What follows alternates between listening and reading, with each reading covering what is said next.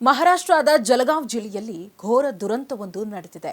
ರೈಲು ಅವಘಡದಲ್ಲಿ ಕನಿಷ್ಠ 10 ಪ್ರಯಾಣಿಕರ ಮೇಲೆ ಕರ್ನಾಟಕ ಎಕ್ಸ್‌ಪ್ರೆಸ್ ರೈಲು ಹರಿದಿದೆ ಎಂದು ವರದಿಯಾಗಿದೆ.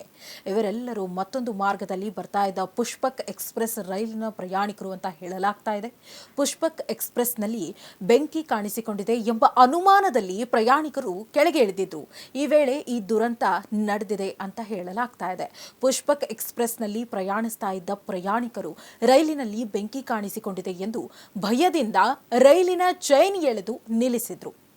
ಬಳಿಕ ರೈಲಿನಿಂದ ಕೆಳಗಿಳಿದು ಪಕ್ಕದ ಹಳಿ ಮೇಲೆ ನಿಂತು ಬೋಗಿಗಳನ್ನ ನೋಡ್ತಾ ಇದ್ರು. ಈ ವೇಳೆ ವೇಗವಾಗಿ ಬಂದ ಕರ್ನಾಟಕ ಎಕ್ಸ್‌ಪ್ರೆಸ್ ಹಳಿ ಮೇಲಿದ್ದವರ ಮೇಲೆ ಹರಿದು ಹೋಗ್ಬಿಟ್ಟಿದೆ ಎಂದು ಮಾಧ್ಯಮಗಳಲ್ಲಿ ವರದಿಯಾಗಿದೆ. ಮತ್ತೊಂದು ಮಾರ್ಗದಲ್ಲಿ ವೇಗವಾಗಿ ಬರ್ತಾ ಇದ್ದ ಕರ್ನಾಟಕ ಎಕ್ಸ್‌ಪ್ರೆಸ್‌ಗೆ ಕನಿಷ್ಠ 10 ಪ್ರಯಾಣಿಕರು ಸಿಲುಕಿ ಸಾವನ್ನಪ್ಪಿದ್ದಾರೆ ಎನ್ನುವ ಮಾಹಿತಿ ಲಭ್ಯವಾಗಿದ್ದು, ಈ ಅಪಘಾತದಲ್ಲಿ ಹಲವು ಪ್ರಯಾಣಿಕರಿಗೆ ಗಂಭೀರ ಗಾಯಗಳಾಗಿದ್ದು, ಸ್ಥಳಕ್ಕೆ ರೈಲ್ವೆ ಅಧಿಕಾರಿಗಳು ಹಾಗೂ ಸಿಬ್ಬಂದಿ ಆಗಮಿಸಿ ಪರಿಶೀಲನೆ ನಡೆಸ್ತಾ ಇದ್ದಾರೆ.